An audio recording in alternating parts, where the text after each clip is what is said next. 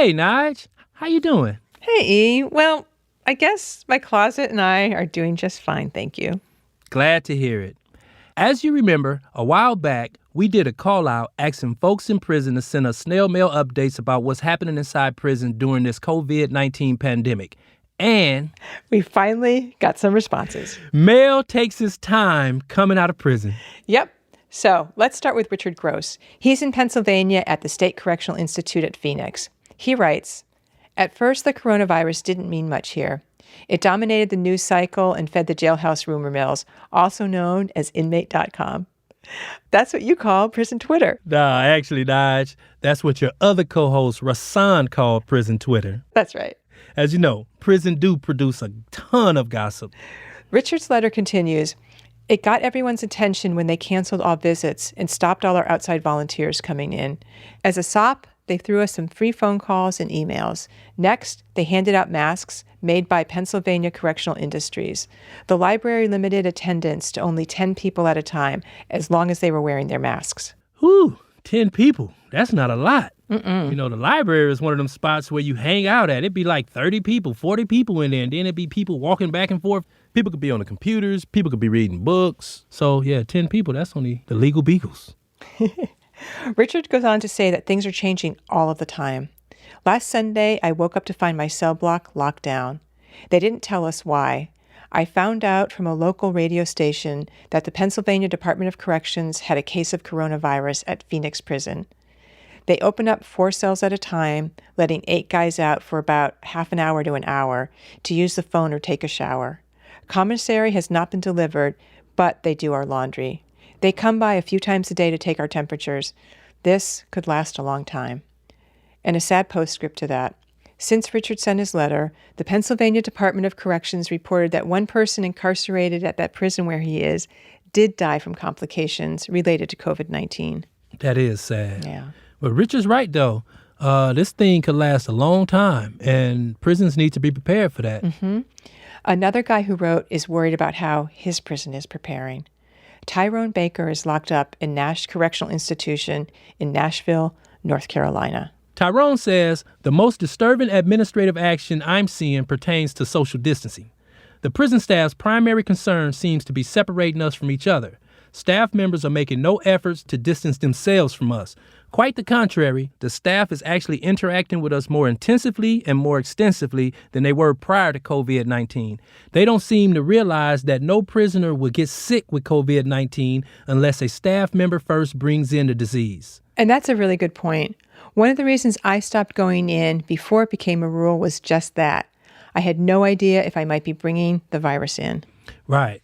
I mean, prisons are basically sequestered from society, but they do need outside people to function, so it's tricky. Okay, we got one more letter here. This one's from Antron Price, who's currently at Tomoka Correctional Institution in Daytona Beach, Florida. Back when he sent this letter, things in his prison were pretty quiet on the COVID front, although they've reported more cases since then. In any case, Earlonne, what I love about this guy is that he clearly respects his lady. So can I please read this one? Go for it. Okay.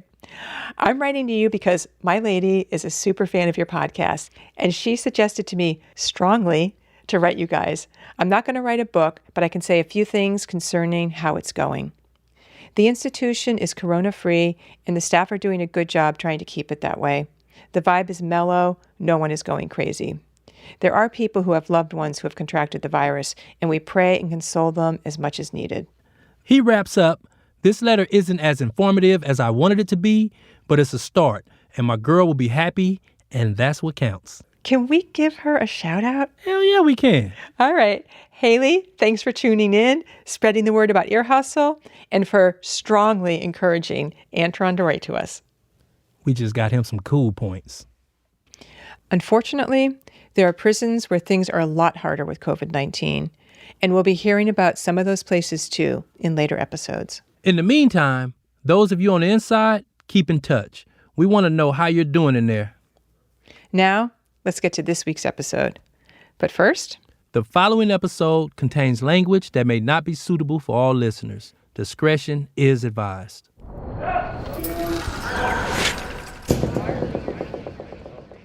There's one more letter we wanted to talk about. And this one really touched me. We get a lot of great mail from listeners, but yep, this one was really something special. It was from a group of incarcerated young folks who listen to Ear Hustle. They're at the Mendota Juvenile Center in Madison, Wisconsin, and they actually have a weekly Ear Hustle listening group. That's deep. Mm-hmm. The group has about 20 kids, mostly in their late teens. They've even found a way to keep meeting virtually while everyone is quarantined in their rooms. That is dedication. Indeed. And that letter they sent us is part kite, part art book. Okay, I've got to say more here. It was a gorgeous handmade book. You know, it was hand-bound. It had illustrations. The text was written out by hand. It was a ton of work to put together, and it was gorgeous. One page said, "Your mistakes don't define you." It was illustrated with flowers and butterflies. And one riffed on that keep calm meme that's everywhere. It said, keep calm and ear hustle on. Don't you love that? Man, that's dope. I love it, love it. In the note they included, they say they really like our Catch a Kite episodes. That's where we answer questions that listeners send us. Right. And so for this season's Catch a Kite episode, we're doing something a little different. We didn't put a call out for questions from our listeners. Instead, we're going to tackle these kids' questions. We got a kite, and we're sending one back. I'm Earlonne Woods. And I'm Nigel Poor. This is Ear Hustle from PRX's Radiotopia.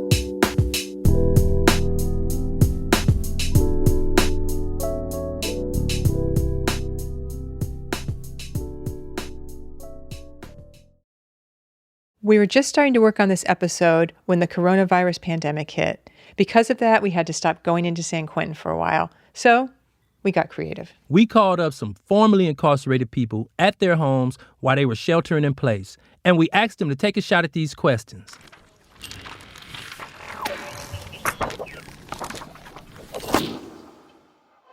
First up, when you were incarcerated, what was one thing you looked forward to every day as soon as you woke up?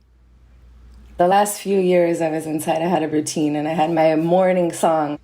You might remember Amika Moda from the episode we did last season about jobs people do in prison.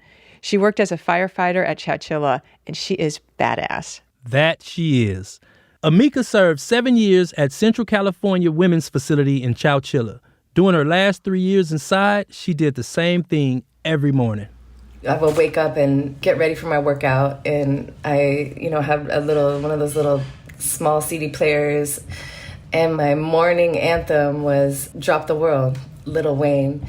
It was like this motivational song for me. It was a fuck the world song to me. It was kind of like a warrior song. That's how I felt. You know we're going to have to ask you to sing some of that. Yeah, I was just going to wait till she get it all out. I was going to wait till she get it out. Can't you, sample it?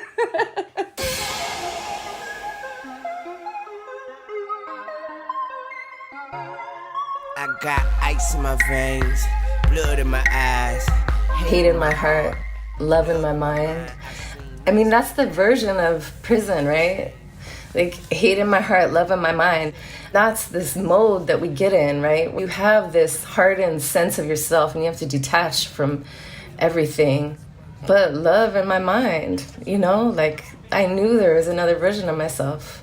That's just not what you saw in there, but I still knew it was there. My poker rhymes got 'em cooking, boy, this crooked mind of mine got 'em all shook and scared to look in my eyes. I stole that fucking clock, I took the time and I came up from I stole that clock, I took the time, I snuck up and I fucked this whole game up.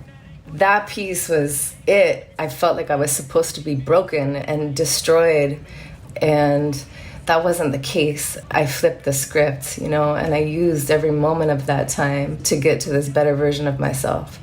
The other lyric that stood out was, confidence is a stain they can't wipe off. They try so hard in there just to break you down and to get you to a different version of yourself. How did you keep your confidence? I did. I took that time. I did things in my life I had never done before in prison. I worked out hard. I read more books than I've ever read in my life. My thinking just got clearer. Every day, that was it. That I started my day like that. That was like my resistance song in there. Like, you cannot take me. You can't take my soul. I'm down. Motherfucker, I'm down. I'm low. The track was located at the back of the prison, and you could see the roads and the streets, and you could hear the cars passing by. Romarilyn Ralston was locked up in California for 23 years. We reached her at her home and talked to her over her computer. Yep, that's what we did with everyone for this episode. We're not interviewing in person these days. Romarilyn said one thing she looked forward to every day was spending time walking the track out on the yard. And I really look forward to just hearing the sounds of traffic and seeing cars, because then I could envision myself in one of those cars and see myself free every day. So that really helped me to get through those 23 years that I was inside, walking the track and being able to see what I considered the outside world. I would think about traveling, friendships, of course, food, but mostly I would try to envision myself free. You know, what would I want to be doing right now in this moment if I weren't walking this track? If I could travel, you know, what destination would I be in? If it was maybe Paris or London or Cancun or Montreal. So I would go to different places and be with different people. And it was just a way for me to stay free. And so when I was released and I went to some of those places, it was like a deja vu. It was really a wild experience to feel like you've already been there and done that. Did you do that as a kid too? Imagine the future like that? That's very interesting. I was a stargazer as a kid. I wanted to be an astronaut. I used to look out the window and into the stars at night and try to figure out what was up there, and if I could travel to the moon or to the stars or to another planet, what would life be like for me? And so, yes. Yeah, that's Yes. so beautiful. I mean, it sounds like from a young age you had a really creative mind. I was alone a lot. I was, a somewhat neglected and abused child, and my mother had mental illness, and so these were just ways that I coped with life when I was under a tremendous amount of stress.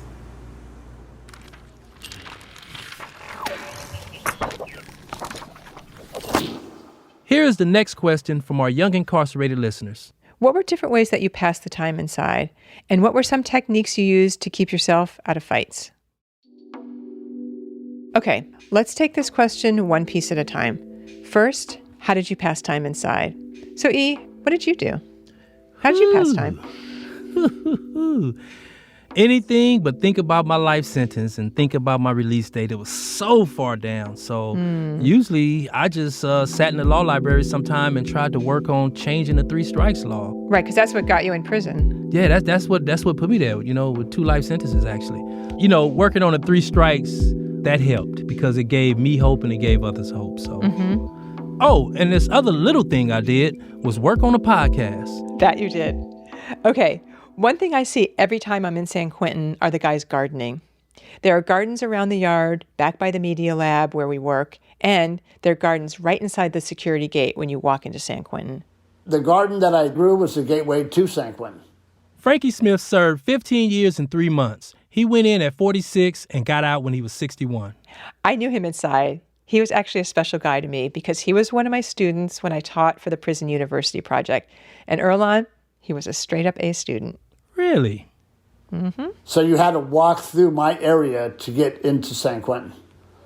So in such a bland and old and ugly place for so many other reasons, and what prison stands for in general, and then to walk into a prison and see beauty, I took a lot of pride in that. Could you just give us a tour around the garden? Just imagine you were there and kind of describe the different areas, because it really transformed under your care. So I think when you walk into San Quentin, the first thing you're going to see is the rose garden in front of the Catholic chapel. I pruned the roses and did some brickwork, and where the memorial is right now, you would see marigolds and snapdragons and lilies of the Nile, and of course, there's a lot of jade to the left, geraniums and some fuchsia. I mean, to watch something grow that you planted there's a lot of self-satisfaction involved in gardening. Passing the time, right? So you're doing time. So like, I wouldn't cheat my time. So here, let me explain that. Shane Hampton, AKA Mittens. right, Mittens. He's been on our show a few times before.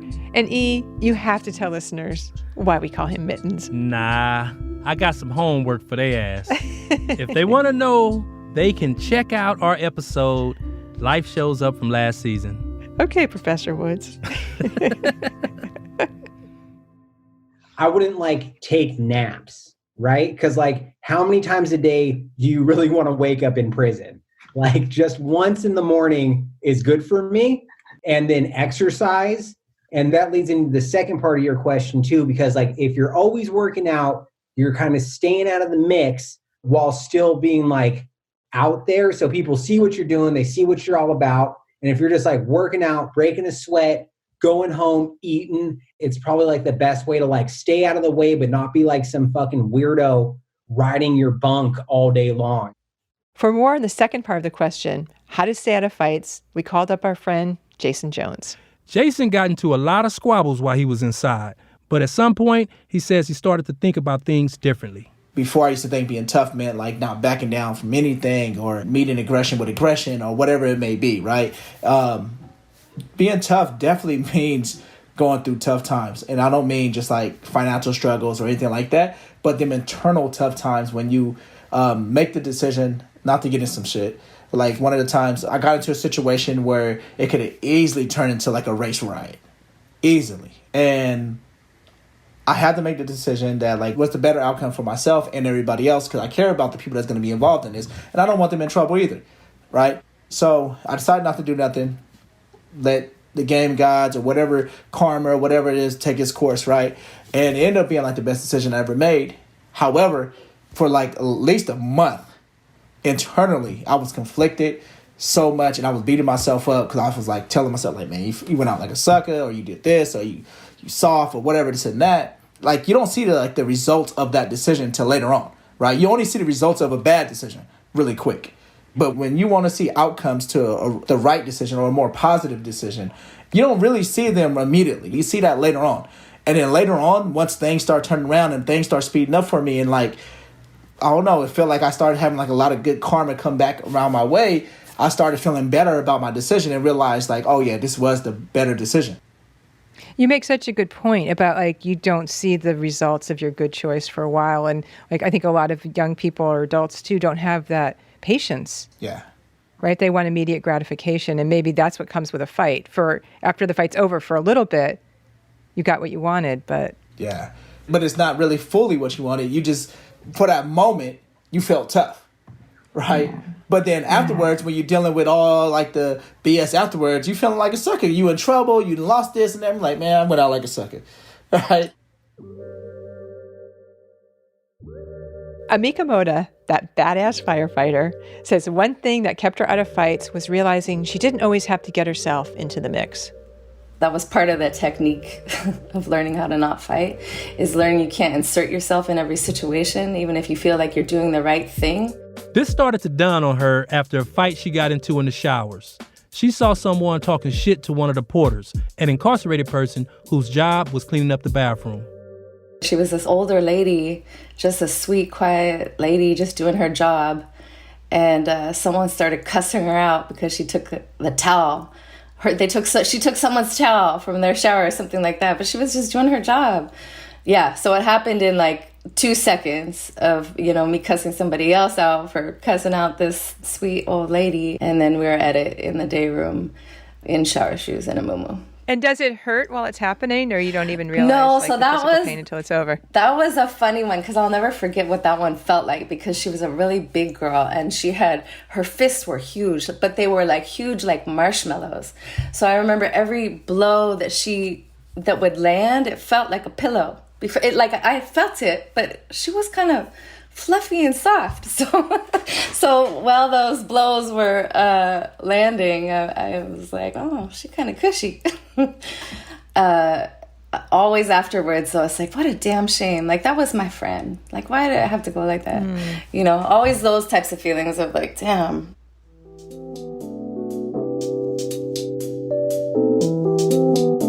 All right, E, let's take a break. stretch, drink some water, get out of this closet for a minute, and then get back to answering a few more questions. All right.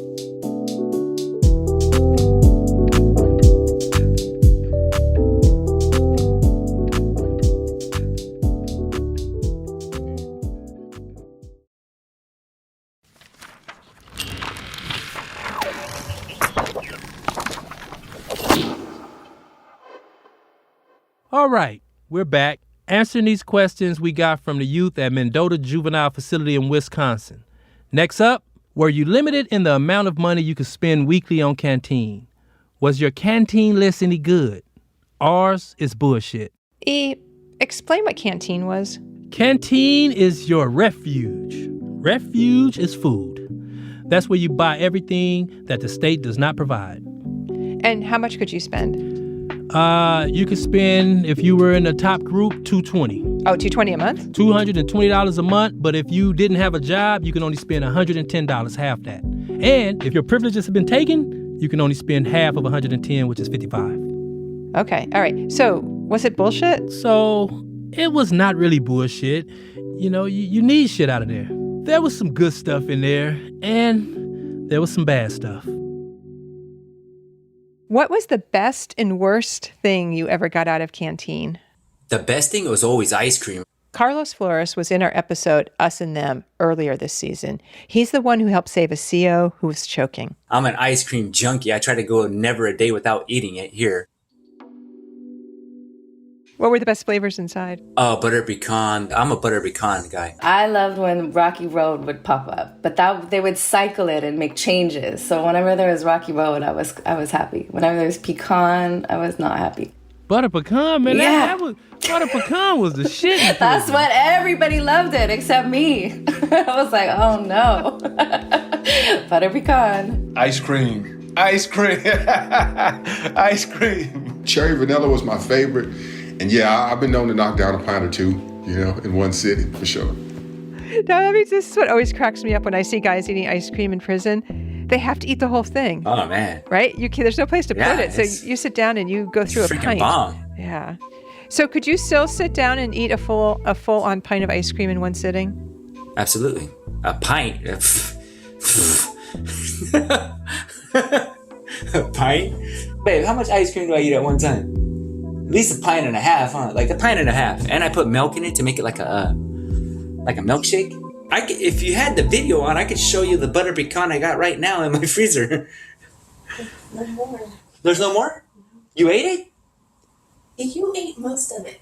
Man. They finna start arguing. Yeah, your wife ate the rest of it? Yeah, I didn't know that until right now. Are you? Oh, I see the container. We had Haagen-Dazs, so yeah, Excuse me. That's Romarilyn Ralston again. She was apparently at some high-class prison. They even got designer burgers. Imagine that. I could eat 6 In-N-Out burgers in one sitting. In-N-Out in prison? They call food sales, Nige. Every now and again, people inside would arrange for a bunch of food from either In-N-Out burgers, Rally burgers, or a lot of times it was pizza. And some of that money would go to charities, like survivors of crime or victim support groups. I can barely get through one now. It's just crazy. Your adrenaline, your emotions, your metabolism is because of the amount of stress that you're under when you're in prison. It's moving so fast. You can just eat and eat and eat and eat. Snickers bars and honey buns are the best, but if you want to get out of prison like a fat slob, that's what you're going to get, okay? What you saying, bruh? You're sitting down. I don't know what your weight's like right now, dude. But The worst thing in the canteen, oh, man. Kenyatta Leal served 19 years in prison on a 25 to life sentence. I would probably say that hair grease, man. That hair grease they used to give us in there, man. That was just straight garbage, man. It was like motor oil or something. You know what I mean? Remember that deodorant that they used to give us that would just leave a black streak on your whole armpit? Oh, man, and stuff like that. It just wasn't cool. You go to rubbing and it's just your skin coming off. Just like that stuff was no joke, how your whole armpits burnt up. 5 minutes after you put it on, you musty all over again. The worst item I would have to say is like any hygiene you get off of there. the hygiene is usually overpriced and doesn't really, like, especially like deodorant that they have. What is the advice that you gave Earlonne when he got out of prison? He ain't gonna remember. He ain't gonna remember. We was in the middle of Target. He ain't gonna remember. The best advice you gave me, I give this advice to everybody getting out of prison. You don't remember? What, take your hygiene? No. What? Can't remember. I can't remember. I gave a lot of advice out. So you gave me advice like, hey, bruh, don't wrap too much toilet paper around your hand, bruh. Oh, toilet paper is a lot more thicker outside than it is inside. Remember when we ran into Jason Jones your first day out? It seemed random to me. We were just shopping at Target, and all of a sudden, there he was. Right. And Jason has 3 things that he tells everyone who gets out. Water is hot, the meat is real, and the toilet paper is a lot thicker.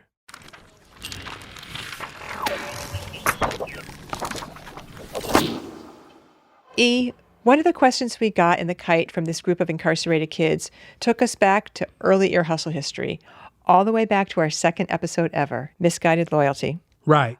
They asked about something that Tommy Shakur Ross said at the end of that episode. I was too busy living in the moment. I was too busy being impulsive, and that's pretty much what is going on today. The youngsters are caught up in the image. They caught up in pop culture. They caught up in what it means to be a thug. Everybody want to be a thug. You have Beyonce on TV talking about, I want a soldier, right? And so these are the images that these guys are trying to live up to. And when you're trying to live a particular image, in order to be true to that, you're going to have to represent that at some point, even if that's not who you really are. If you're put in a place where you feel like a person disrespected you, yet you call yourself a gangster, how are you going to respond to somebody disrespecting you? The kids in Mendota wrote, we all thought the advice Shakur gave at the end of Misguided Loyalty was so powerful. Can we please hear more advice on how to change our perspectives or illegal tendencies? How do we break the cycle? We got Shakur on the line from San Quentin to answer this question. In order to break the cycle, it's important to be able to know what it is that you're feeling and to be able to express the way you feel to someone. Oftentimes, being locked inside what we call like the man box. We tell ourselves that, okay, it's not cool to cry, it's not cool to show emotions, it's not cool to be soft or be weak, right? That's just the way that we've been raised traditionally. So there was a lot of things that was going on with me as a juvenile. And I was really angry, and I didn't really understand why I was angry. And I didn't even have anyone that I could talk to share my vulnerability with. I wasn't even open to being vulnerable with anyone. If I experienced anything that was really, fucked up, that was traumatic, something that was really harmful, like the loss of a loved one, or if you were physically abused as a child, or if you were sexually abused as a child, and you never had an opportunity to share these things with somebody. But I think that it's important to understand that if you don't acknowledge the way that you feel or what's going on inside of you, then you start to act those things out, not even knowing that you're acting those things out. You start to act that anger out in ways that can keep you inside the cycle.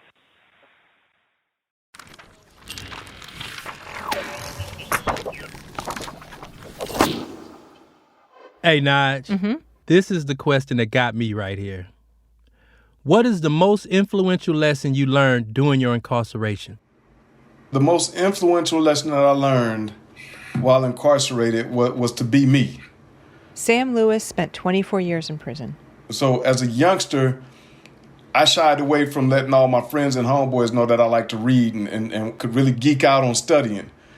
And when I went to prison, continued to get in trouble. And when I was in the security housing unit, my mom would send me books. And so during a 2-year period in the SHU, all I did was read. I just read. And when I came out, I continued to do that. I'd be on the yard after working out with weights, reading, and people would crack jokes, call me a nerd and things like that. And initially, I would get pissed. I would get real upset about it. And then after a while, I just said, only reason why you're cracking jokes is because you're afraid to pick up a book. And then eventually, I just became comfortable with just being me. The things that I really like to do, like studying and reading and pursuing my education, I just did them. And come to find out, what happened was many people that were doing time with me respected it so much that they started asking how could they get involved with doing some of the same things like going to college. What was one book you read that influenced you the most inside? The autobiography of Malcolm X. And why? So in that book, one of the things that Malcolm says is that prison is a place. You can create it and make it your university. And so that made me look at prison as a university. It was a place that, I was held against my will. I didn't want to be there. But using my imagination, I said, okay, let me take a look at prison in another way. I can access books. I can access college. I learned how to do those things. So the yard was my gymnasium. The cell was my dorm room that I had to share with someone else. And so I just looked at it that way in the sense that I have a goal, and the goal is to improve me as an individual so that I can be able to do more and give more. I always felt inferior as a Mexican because, they're very, very tough dudes in prison. I always felt very intimidated by their bravery and stuff. I never felt like I was adequately measured up to them. And there was a point where I realized a lot of the guys that were with me, they were just like me. And I could see they were just like me. They were scared. They were just trying to survive. These aren't psychotic sociopaths. These are people that were brothers, fathers, sons, uncles, kids, and they just had a hard freaking life. Wait, so I think what you're saying is you realized everyone was as scared as you were? Is that what you're saying? Yeah, and I don't want to just say scared. They were just as vulnerable trying to survive.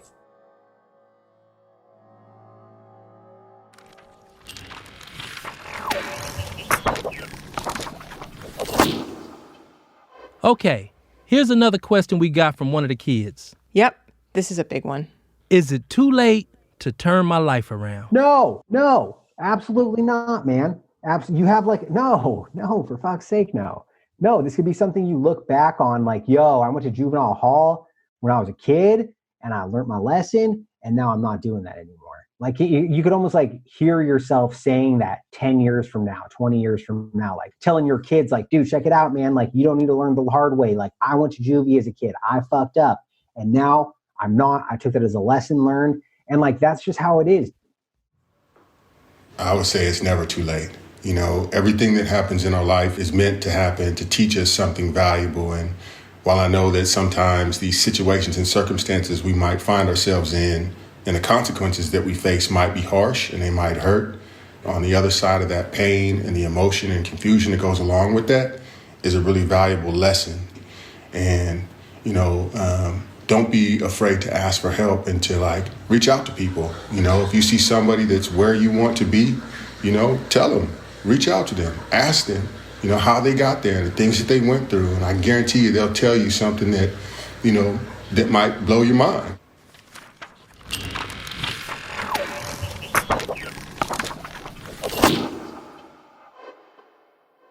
This is the last question from our partners in Juvie. If you could write a letter to your younger self, what would it say? We got Kenyatta to answer this one. It would say, Yada, stay patient. I had a problem with being impatient and wanting things really fast, wanting to skip straight from A to Z, right? And, I was my own worst enemy in that regard. So if I had one word of wisdom for young Kenyatta, it would be patience. Patience. Just slow down, be patient, and it'll all work out. What I've said to him before and what I still say to my younger self today is that you are made from love. Michael Nelson was a juvenile lifer. He spent over 20 years in prison. And your life experiences along the way have influenced you in different ways to lose sight of who you really are. And the opportunity here is to reconnect with that truth of who you really are and not what others tell you, not what the media portrays you to be, not anything else, but who you really are. And so, I would tell him to don't lose sight of that truth, even when times are really hard and fucked up and, you can't see past whatever experience you're in now, that eventually you will reconnect to the truth of who you are. And that's awesome. You're awesome. We have one more answer to that question about advice for your younger self. This one's from some longtime ear hustlers. Right. Our boy Maserati E and Ear Hustle's co-founder Antoine Banks Williams. They both got out in the last year and very quickly started touring around schools. They do a performance that's part testimonial. Growing up, I got picked on a lot. I've always had a pretty expansive vocabulary, always been weird, always been different and comfortable in that to a certain extent. Part audience participation.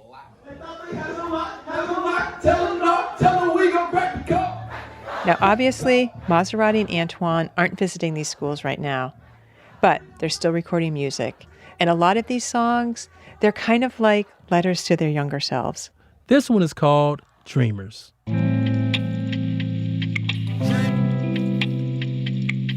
Yeah. Alright, look. Growing up, I was never told I could actually be a doctor or a lawyer or just happy being me. So I grew into a current that had more pull than the sea. Not knowing what passing moments, I'm looking more like the streets. What are dreams if you don't have a place to sleep? No thirst for knowledge, trying to figure what to eat. And it seems like we are in a place that'll last forever. The ghetto, the broken, my life I'm trying to piece together. Poor me, or is it poor we? We rich in hard times, but get managed poorly. Lordy, Lordy, can you listen closely? I'ma do something for you that no one did for me. So pay me attention and then buy into your dreams. Life's a game of chess. Push pawns to some queens. You can be what you wanna be. Reality belongs to you. You choose what you grow into. Who wanna be a doctor? Who wanna practice medicine? Who wanna change the world? Who wanna be the president? Who wanna see the stars? Who wanna be a genius? Dreams last forever. They can never be defeated. I can't help it, I'm a dreamer. I cannot help it, I'm a dreamer. I cannot help it, I'm a dreamer. I cannot help it, I'm a dreamer. I cannot help it, I'm a dreamer. I cannot help it, I'm a dreamer. I just wanna change the world forever. No lie, I wanna bring the world together. And I admit I'm kinda selfish cause I wanna be the reason. Not for the recognition, I recognize what we need. And I don't wanna fall, trying to spring change like the seasons. Consequences disrupting the system, but I ain't retreating. I'm optimistic, thinking it's a fight worth leading. I bleed the blood of a leader, I die for what I believe. And I'm just saying it's real. I encourage you to do more than just say what you feel. Let's take a stand as a man, not forming slaves in the field. And let's build each other up instead of stuck and just destroying everything that we build. Why people gotta get killed before we recognize their greatness? Why we gotta get locked in cages to start exercising patience? No lie, let's start making changes. Let's start making rearrangements to our list of priorities, cause majority on different pages. Yeah. Don't fall into the trap. Let your mind rise above that. Look for the signs and of that. Take the time to master your craft. Yeah, don't fall into the trap. Let your mind rise above that. Look for the signs and of that. Take the time to master your craft. I cannot help it, I'm a dreamer. I cannot help it, I'm a dreamer. I cannot help it, I'm a dreamer. I cannot help it, I'm a dreamer. I cannot help it, I'm a dreamer. I cannot help it, I'm a dreamer.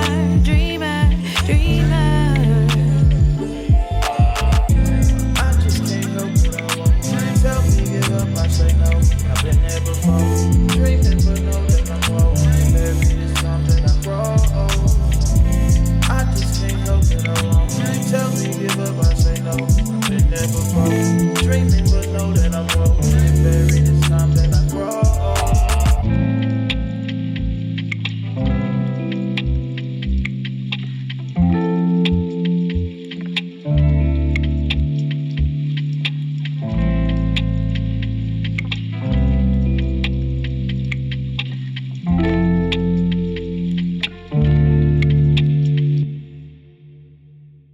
There's a lot of people to thank in this episode. Yep, we've been talking a lot.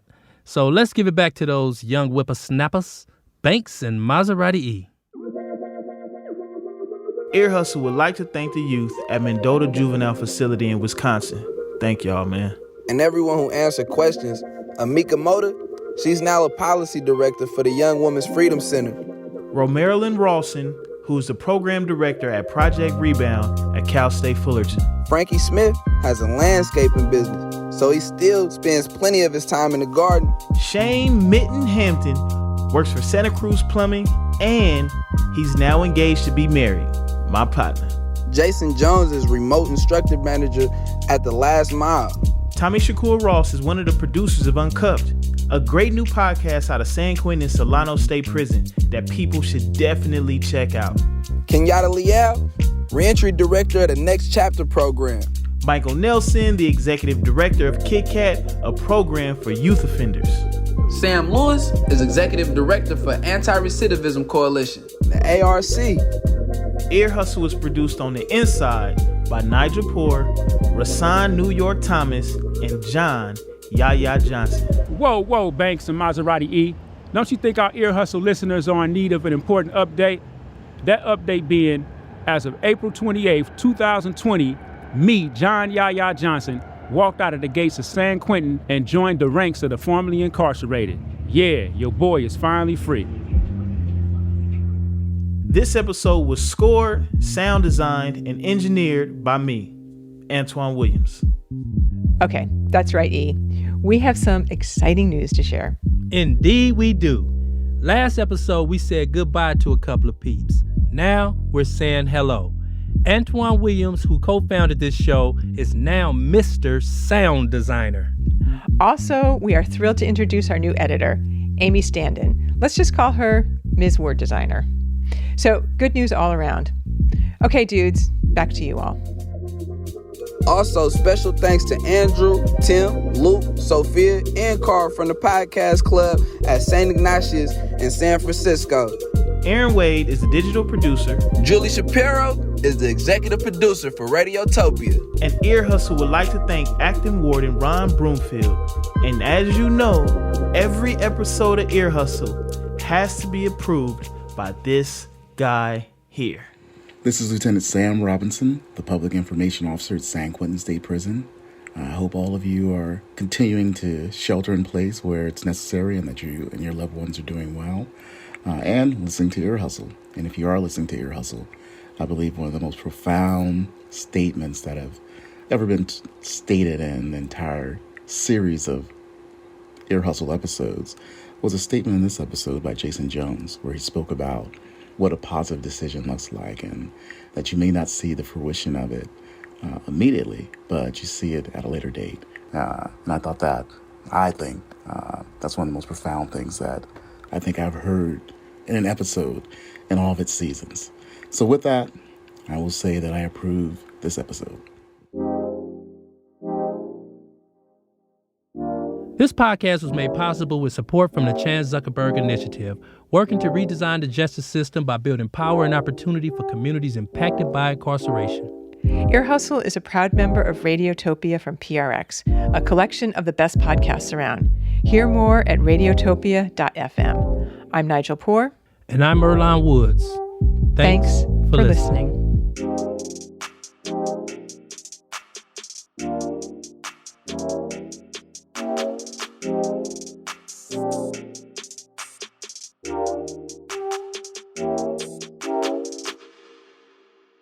If you could write a letter to your younger self, what would it say? Yeah, don't do heroin ever. Just